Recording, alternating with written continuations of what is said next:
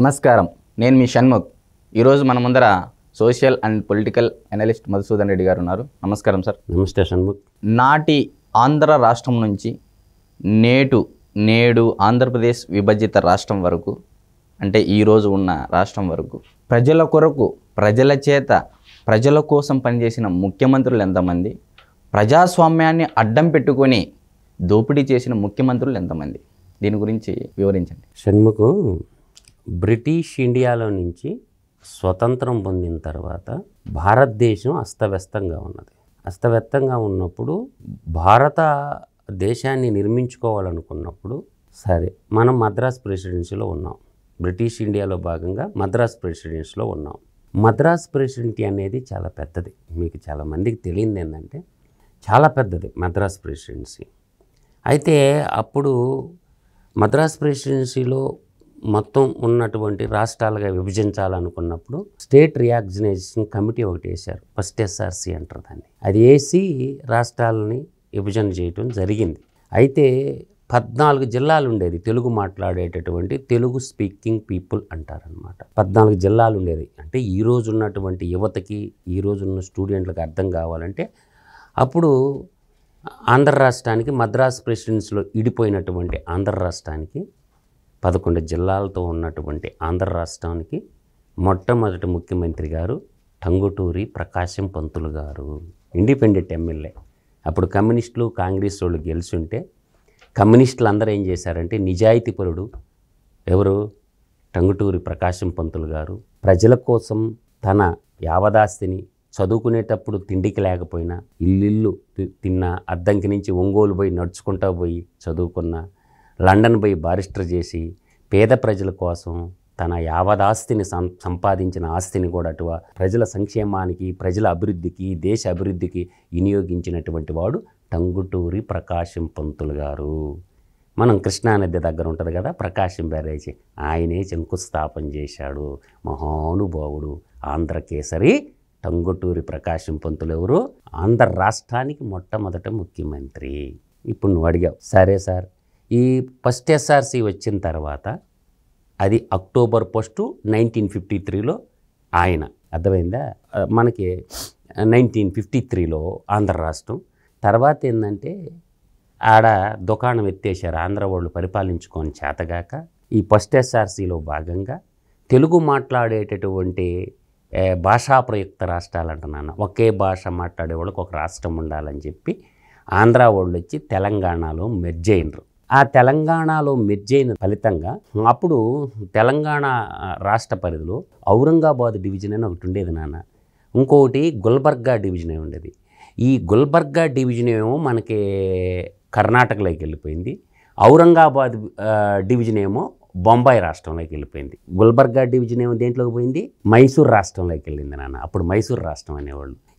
ఈ ఔరంగాబాద్ డివిజన్ దేనికి పోయింది, బొంబాయి రాష్ట్రంలోకి పోయింది. అప్పుడు మహారాష్ట్ర అంటాం కదా, దాన్ని అప్పుడు బొంబాయి రాష్ట్రం అనేవాడు. ఇంకా మిగిలి ఉన్నదంతా ఏంది, తెలంగాణ, హైదరాబాద్ స్టేట్. ఈ హైదరాబాద్ స్టేట్, ఆంధ్ర రాష్ట్రం వచ్చి హైదరాబాద్ స్టేట్లో మర్జ్ అయింది. అర్థమవుతుందా? ఆ రోజు ఏమనుకున్నారంటే ఆంధ్ర తెలంగాణ రాష్ట్రం అని నామకరణం చేయాలంటే ఆంధ్ర వాళ్ళు బ్రిటిష్ వాళ్ళు ఇంగ్లీష్ బడుల్లో చదువుకున్నవాళ్ళు కదా, తెలంగాణలో ఉర్దూ, నిజాం నవాబు కింద ఉన్నాడు కదా, అప్పుడు మోసం చేశారు ఆంధ్ర వాళ్ళు తెలంగాణలో. ఆ తెలంగాణ పేరు ఎత్తేసి తెలుగు మాట్లాడతారు కదని ఆంధ్రప్రదేశ్, ఉత్తరప్రదేశ్, మధ్యప్రదేశ్. ప్రదేశ్ అంటే కొంత పేరు, నాడు అన్న ప్రదేశ్ అన్న రెండు ఒకటే. తమిళనాడు అంటారు కదా, నాడు అంటే ప్రదేశం అన్నమాట. అప్పటి నుంచి తెలంగాణలో సరే తెలంగాణలో మర్జ్ అయినారు కదా. ఈ తెలంగాణలో మర్జ్ అయిన తర్వాత ఈ ఆంధ్రప్రదేశ్ అంటే అటు ఆంధ్ర రాష్ట్రానికి, ఇటు హైదరాబాద్ స్టేట్కి ఉమ్మడి ఆంధ్రప్రదేశ్ నవంబర్ 1, 1956 ఏర్పాటు చేయటం. మొట్టమొదటి ముఖ్యమంత్రి మీ అనంతపురం వాసి ఎవరు, ఆయన పేరు ఏంటి, నీలం సంజీవ్ రెడ్డి గారు. యాస్, అయిపోయిందా. తర్వాత ఆయన ఎన్ని రోజులు చేశాడో చెప్పనా, 3 సంవత్సరాల 71 రోజులు పరిపాలన చేశాడు ఆయన, నీలం సంజీవ్ రెడ్డి గారు. ఆ తర్వాత రెండవ ముఖ్యమంత్రిగా మీ రాయలసీమ వాసి, కర్నూలు జిల్లాకు చెందినటువంటి ఒక బడుగు బలహీన వర్గాల్లో పుట్టి ఉన్నతమైన బారిస్టర్ చదువులు చదివినటువంటి మహామేధావి అయినటువంటి, ప్రజలకి దానం భూమి 6 లక్షల ఎకరాలు భూములు దానం చేసినటువంటి మహోన్నతమైనటువంటి దామోదరం సంజీవయ్య కర్నూలుకు దగ్గరగా ఉంటుంది పెద్దపాడు అనే గ్రామంలో జన్మించి ఇండియన్ నేషనల్ కాంగ్రెస్లో పనిచేస్తూ ఆయన మళ్ళీ రెండో ముఖ్యమంత్రి కావడం జరిగింది. ఆయన చేసిన కాలం ఎంత తెలుసు నీక? 2 సంవత్సరాల 60 రోజులు. ఓకే, తర్వాత మళ్ళీ మూడో ముఖ్యమంత్రిగా వచ్చాడు మీ అనంతపురం జిల్లావాసి నీలం సంజీవరెడ్డి గారు. ఆయన ఏం చేశాడు? మళ్ళీ టర్మ్లో 2 సంవత్సరాల 9 రోజులు పరిపాలన చేశాడు. తర్వాత నాలుగవ ముఖ్యమంత్రిగా ఎవరు వచ్చారంటే కాసు బ్రహ్మానందరెడ్డి. ఎవరు? కాసు బ్రహ్మానందరెడ్డి. ఈయన ఏ జిల్లా తెలుసు నీక? గుంటూరు జిల్లా. ఆయన కాసు బ్రహ్మానందరెడ్డి 7 సంవత్సరాల 21 రోజులు చేశాడు ఆయన, కాసు బ్రహ్మానందరెడ్డి. తర్వాత పివి నరసింహారావు. తర్వాత ఎవరు? పివి నరసింహారావు గారు. పివి నరసింహారావు గారు. ఈ పివి నరసింహారావు గారు తెలంగాణకు సంబంధించినటువంటి బ్రాహ్మణ కులంలో పుట్టినటువంటి గొప్ప. ఎందుకంటే పివి నరసింహారావుని ముఖ్యమంత్రి చేయడానికి కారణం ఏంటో చెప్పనా? 1969లో తెలంగాణ ఉద్యమం, మన ఖమ్మం జిల్లా విద్యార్థులు, వరంగల్ విద్యార్థులు తెలంగాణ ఉద్యమం యువొత్తుని ఎగిసింది. ఆ ఉద్యమాన్ని ఆపడం కోసం తెలంగాణలో పుట్టినటువంటి మేధావి అయినటువంటి బహుభాషా కోవిదుడైనటువంటి పివి నరసింహారావు గారిని ముఖ్యమంత్రి చేయడం జరిగింది. ఆయన 1 సంవత్సరం 102 రోజులు పరిపాలన చేశాడు ఉమ్మడి ఆంధ్రప్రదేశ్ని. తర్వాత ఆయన తర్వాత ప్రెసిడెంట్ రూల్ వచ్చింది. ప్రెసిడెంట్ రూల్ ఎన్ని రోజులు వచ్చింది? 333 రోజులు ప్రెసిడెంట్ రూల్ వచ్చింది. ఓకేనా? ఆ తర్వాత ప్రెసిడెంట్ రూల్ అయిపోయిన తర్వాత ఖమ్మం జిల్లాకి సంబంధించినటువంటి జలగం వెంగళరావుని ఈయన ఏం చేశారు? 4 సంవత్సరాల 86 రోజులు తెలంగాణ రాష్ట్రానికి సంబంధించిన జలగం వెంగళరావు గారు ముఖ్యమంత్రిగా చేయడం జరిగింది. ఆ తర్వాత డాక్టర్ మర్రి చెన్నారెడ్డి, మేడ్చల్ నియోజకవర్గం మీద గెలిచున్నాడు డాక్టర్ గారు. ఆయన మర్రి చెన్నారెడ్డి గారు 2 సంవత్సరాల 219 రోజులు ముఖ్యమంత్రిగా చేయడం జరిగింది. దాని తర్వాత టంగుటూరి అంజయ్య, కార్మిక నాయకుడు అనమాట. మీకు బానూరు అని ఉంటుంది, బీడీఎల్ అని కంపెనీ ఉంటుంది.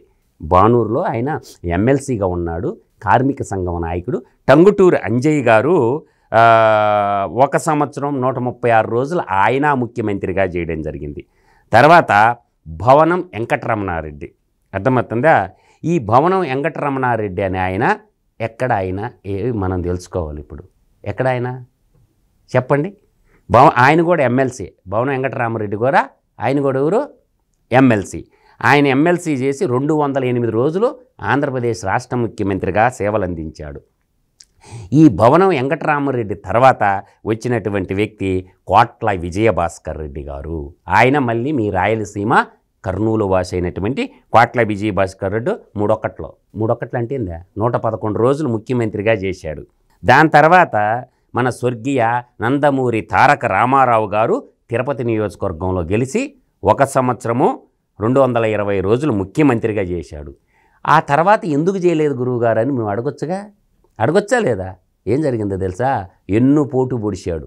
రామ్ లాల్ అని ఒక గవర్నర్ని అడ్డం పెట్టుకొని ఆయనకి ఏదో హార్ట్ సర్జరీ ఆపరేషన్ కోసం అమెరికా పోతే ఎన్టీ రామారావు గారు ఈలోపు నాదెండ్ల భాస్కర్ రావు, ఎవరు? నాదెండ్ల భాస్కర్ రావు ఎన్నుపోటు బాగా పొడిచిండు. ఎవరికి? ఎన్టీ రామారావు గారు. ఆయన ముఖ్యమంత్రి గద్దెనెక్కేశాడు. ఇంకా ఆయన తిరిగి వచ్చాడు.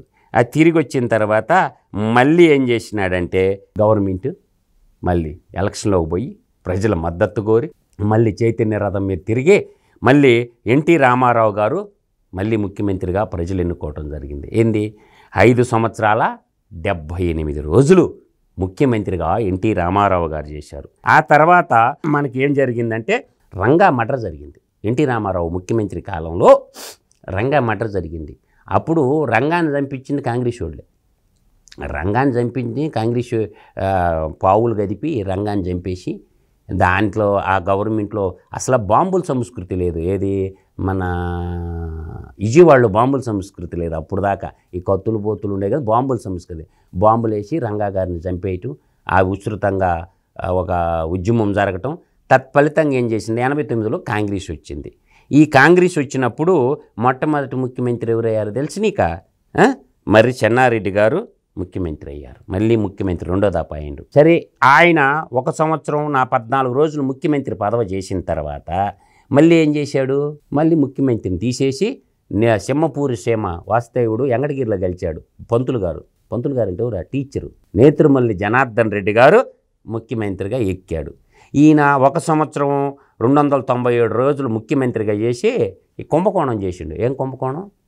మెడికల్ కాలేజీలు కుంభకోణం. నేత్రుమల్లి జనార్దన్ రెడ్డి అది హైకమాండ్ తెలుసుకొని, ఒరు బాబు నువ్వు పెద్ద దుర్మార్గుడు లేకుండా నువ్వు దిగుపోరా స్వామి, నువ్వు ఇదేంద్ర ఎట్ట దోపిడీ చేసినావు అని చెప్పి ఆయన్ని దింపేసినారు. దింపేసి ఎవరిని ఎక్కిచ్చారు? మళ్ళీ రాయలసీమ పెద్ద అయినటువంటి నిజాయితీపరుడైనటువంటి కోట్ల విజయభాస్కర్ రెడ్డిని మళ్ళీ ఏం చేశారు? రాష్ట్ర ముఖ్యమంత్రిగా ఎన్నుకోవడం జరిగింది. ఆయన 2 సంవత్సరాల 64 రోజులు మళ్ళీ ముఖ్యమంత్రిగా చేయడం జరిగింది. తర్వాత మళ్ళీ ఏం జరిగింది? మళ్ళీ తెలుగుదేశం పార్టీ 1994లో, అప్పుడు నేను 10th క్లాస్ తెలుసా, 93-94 10th క్లాస్ నాది. అప్పుడు ఎన్టీ రామారావు గారు ప్రజల్లో విస్తృతంగా పోతే కాంగ్రెస్ పార్టీకి డిపాజిట్ లేకుండా కొట్టిండు. 26 సీట్లు వచ్చినాయి. ఎన్ని వచ్చినాయి? 26 సీట్లు. కాంగ్రెస్ 294 ఉమ్మడి రాష్ట్రంలో ఎన్ని సీట్లు వచ్చినాయా? 26 సీట్లు కాంగ్రెస్కి వచ్చాయి. జిల్లాకు ఒక సీటు, 26 సీట్లు గెలిచారు కాంగ్రెస్ పార్టీ. ఎన్టీ రామారావు గారి వేవుకు కాంగ్రెస్ పార్టీ పుట్టగతులు లేకుండా పోయింది. అసలు ప్రతిపక్ష హోదా లేదు. ప్రతిపక్ష హోదా లేకుండా ప్రతిపక్ష హోదాలో చేయటానికి గెచ్చి లేకపోతే హైదరాబాద్కు జనార్దన్ రెడ్డి అని ఉండేవాడు, హైదరాబాద్ టైగర్. వీళ్ళందరూ పారిపోయారు. రాజశేఖర రెడ్డి వీళ్ళు ఎవరు ప్రతిపక్ష పాత్ర పోషించడానికి ముందుకు రాలా. రాజశేఖర రెడ్డి వీరుడు, ధీరుడు, సూర్యుడు అంటారు కదా అందరూ. ఆ రోజు ప్రతిపక్ష నాయకుడు ఎవరు చెప్పనా? మన హైదరాబాద్ పెద్దమ్మ తల్లి జూబ్లీహిల్స్ ముద్దు బిడ్డ జనార్దన్ రెడ్డి గారు ప్రతిపక్ష పాత్ర పోషించాడు. అర్థమైందా? 263 రోజులు ఏమైంది? ఎన్టీ రామారావు గారు పరిపాలన చేసి తెలుగుదేశం పార్టీలో ఒక అదృశ్య శక్తి అయినటువంటి లక్ష్మీపార్వతి కారణంగా తెలుగుదేశం పార్టీలో ఎన్టీ రామారావుని గద్దె దింపి చంద్రబాబు నాయుడు గారు ముఖ్యమంత్రి కావడం జరిగింది. ఆ టర్మ్ 2లో చంద్రబాబు నాయుడు గారు మనకి 5 సంవత్సరాల 11 రోజులు ముఖ్యమంత్రిగా చేసి మళ్ళీ ఎలక్షన్లో కొట్లాడి చంద్రబాబు నాయుడు గారు మళ్ళీ 1999 నుంచి 2004 దాకా ఆయన ముఖ్యమంత్రి ఉండడం జరిగింది. ఆ తర్వాత 2004లో కాంగ్రెస్ పార్టీ, కమ్యూనిస్టు పార్టీలు, తర్వాత రాష్ట్ర విభజన కోరుతున్నటువంటి తెలంగాణ పార్టీతో పొత్తు పెట్టుకొని, ఏదే బీఆర్ఎస్ పార్టీ టీఆర్ఎస్ ఉంది కదా, చంద్రశేఖరరావుతో పొత్తు పెట్టుకొని, అర్థమవుతుందా? ఎవరితోటే? చంద్రశేఖరరావు 42 సీట్లు ఇచ్చారు కాంగ్రెస్ పార్టీ అలయన్స్లో. సిపిఐ సిపిఎంతో పొత్తు, కాంగ్రెసు ఒక్క చంద్రబాబు నాయుడిని దెబ్బకొట్టడం కోసం వీళ్ళందరూ ఏకమయ్యి 2004లో రాజశేఖర్ రెడ్డి ముఖ్యమంత్రి కావడం జరిగింది. ఆయన రాజశేఖర్ రెడ్డి ఏం చేశాడంటే 5 సంవత్సరాల 11 రోజులు, 5 సంవత్సరాల 11 రోజులు ముఖ్యమంత్రిగా చేయడం జరిగింది. కానీ చంద్రబాబు నాయుడు మొత్తం ముఖ్యమంత్రిగా చేసిన కాలం ఏంటంటే 8 సంవత్సరాల 256 రోజులు. 8 సంవత్సరాల 256 రోజులు ఉమ్మడి ఆంధ్రప్రదేశ్కి చంద్రబాబు నాయుడు ముఖ్యమంత్రిగా చేయడం జరిగింది. దాని తర్వాత కొణిజేటి రోశయ్య ఆయన ఎక్కిన కానించి కొణిజేటి ఎంత చేసింది తెలుసా? 1 సంవత్సరము 83 రోజులు ఆయన ముఖ్యమంత్రిగా చేస్తే ఈ జగన్మోహన్ రెడ్డి అనేటటువంటి వ్యక్తి నువ్వు దిగిపో నేను ముఖ్యమంత్రి అవ్వాలా, నువ్వు దిగిపో నేను ముఖ్యమంత్రి అవ్వాలని ఆయన కింద సీటు కింద నిప్పు పెట్టి ఆయన్ని దింపిందాక నిద్రపోల. ఆయన తర్వాత ఏం జరిగిందంటే షణ్ముఖు మనకి నల్లారి కిరణ్ కుమార్ రెడ్డి. ఈ నల్లారి కిరణ్ కుమార్ రెడ్డి గారు 3 సంవత్సరాల 96 రోజులు చేసి లాస్ట్ వికెట్ ఉంది, లాస్ట్ బాల్ ఉంది అని చెప్పి ఆయన రాష్ట్రాన్ని ఇడిపోయిన రాష్ట్రానికి చిట్ట చివరి ముఖ్యమంత్రిగా నల్లారి కిరణ్ కుమార్ రెడ్డి గారు మిగిలిపోయినారు. తర్వాత ప్రెసిడెంట్ రూలు 92 రోజులు ప్రెసిడెంట్ రూలు ప్లస్ ఇంకొక 5 రోజులు ప్రెసిడెంట్ రూల్ వచ్చింది. తర్వాత విభజించినటువంటి నవ్యాంధ్రప్రదేశ్కి ముఖ్యమంత్రి ఎవరు? నారా చంద్రబాబు నాయుడు. ప్రస్తుత ముఖ్యమంత్రి ఎవరు? జగన్మోహన్ రెడ్డి గారు. ఇది ఆంధ్రప్రదేశ్. తెలంగాణకు వచ్చి కేసీఆర్ దిగిపోయింది అనుకో, ఆయన ఉన్నాడు. అంటే నేను అంటుండేది ఏంటంటే ఈ ముఖ్యమంత్రులందరిలో ప్రజల కోసము పనిచేసినటువంటి ముఖ్యమంత్రులు, ప్రజల ఆస్తి దోపిడీ చేసిన ముఖ్యమంత్రులు ఎవరు? ప్రజలందరికీ తెలుసు. రాజకీయాన్ని అడ్డం పెట్టుకొని 1000 కోట్ల సామ్రాజ్యాన్ని నిర్మించినటువంటి వ్యక్తి ఎవరు? 2004కు ముందు ఆంధ్రప్రదేశ్ ముఖ్యమంత్రి యొక్క ఆర్థిక పరిస్థితి ఏంది? ఆర్థిక స్థితి ఏంది? 2008లో సాక్షి పేపర్ పెట్టిండా? ఓకేనా? 2009 మార్చి నెలకు వచ్చేసరికి సాక్షి టీవీ లాంచ్ చేసిండా, భారతి సిమెంట్ ఫ్యాక్టరీ పెట్టిండా, ఎన్ని ఫ్యాక్టరీలు పెట్టిండు జగన్మోహన్ రెడ్డి. అంటే తండ్రిని అధికారాన్ని అడ్డం పెట్టుకొని ఎన్ని వేల కోట్లు దోచేశాడు జగన్మోహన్ రెడ్డి. ఆంధ్రప్రదేశ్ మొత్తం మీద పరిపాలించినటువంటి నేను చెప్పిన ఈ ముఖ్యమంత్రులందరూ ఆస్తులు తీసి క్యాలిక్యులేషన్ చేయండి. ఈరోజు తిండికి లేని ఒక రేకుల చెడ్డు ఇల్లు బతికిండు ఎవరు? దామోదరం సంజీవి గారు, నిజాయితీపరుడు. టంగుటూరి ప్రకాశం పంతులు, చూడండి ఇటువంటి వాళ్ళు ఉన్నారు. అసలు ఆంధ్రప్రదేశ్ పరిపాలించినటువంటి ఉమ్మడి ఆంధ్రప్రదేశ్ని పరిపాలించినటువంటి ముఖ్యమంత్రులందరిలో అత్యధిక ధనవంతుడు ఎవరు అంటే ప్రజా సంపదను దాచుకున్నటువంటి ముఖ్యమంత్రి జగన్మోహన్ రెడ్డి. దీంట్లో అతిశయోక్తే లేదు. అంటే ప్రజల కొరకు ప్రజల సేవ చెప్పుకొని రాజకీయ ముసుగు తగిలించుకొని వేల కోట్ల సామ్రాజ్యాన్ని స్థాపించినటువంటి వాడు జగన్మోహన్ రెడ్డి. నేను చెప్పిన ఈ ముఖ్యమంత్రులందరిలో ఎవరితోటే? ఆంధ్ర రాష్ట్ర మొట్టమొదటి ముఖ్యమంత్రి ఎవరు? టంగుటూరి ప్రకాశం పంతులు. ఆయనతో మొదలుపెట్టుకొని హైదరాబాద్ స్టేట్ మొట్టమొదటి ముఖ్యమంత్రి ఎవరు తెలుసా? బూర్గుల రామకృష్ణారావు. తెలుసా? బూర్గుల రామకృష్ణారావు. ఈ ముఖ్యమంత్రులందరూ ఎవ్వరి మీద అవినీతి కేసులు లేవు, ఎవ్వరి మీద ఈడీ కేసులు లేవు, ఎవ్వరి మీద సిబిఐ కేసులు లేవు. కానీ మన జగన్మోహన్ రెడ్డి మీద ఎన్ని ఆర్థిక నేరాల కేసులు ఉన్నాయో కూడా ఎవరికి తెలియదు. కాబట్టి తెలుగు ప్రజల్ని అర్థం చేసుకోమంటుండ, ఒక ఆర్థిక తీవ్రవాది చేతిలో, ఒక ఆర్థిక ఉగ్రవాది చేతిలో మీరందరూ కలిసి రాష్ట్రాన్ని పెట్టిండు.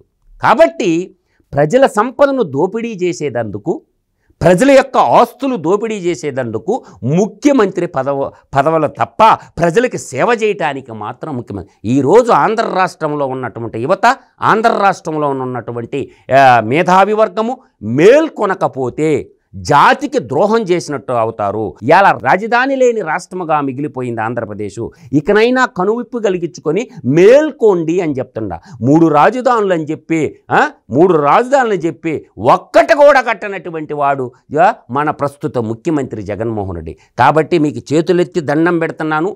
ఏ ముఖ్యమంత్రులు ఏ విధంగా పరిపాలించినారో, వాళ్ళ ఆస్తులు ఏంటి, జగన్మోహన్ రెడ్డి యొక్క ఆర్థిక సామ్రాజ్యం ఏంటి తెలుసుకోమని అంటుండ.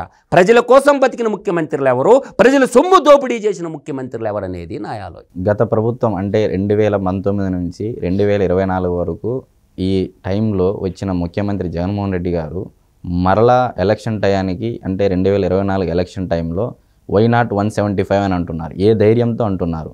నిర్ణయించుకోవాలి ప్రజలు జగన్మోహన్ రెడ్డి యొక్క పరిపాలన చూశారు, గతంలో చంద్రబాబు నాయుడు గారి పరిపాలన చూశారు. ఏ ముఖ్యమంత్రి అయితే రాష్ట్రం సర్వతోముఖాభివృద్ధి చెందుద్ది.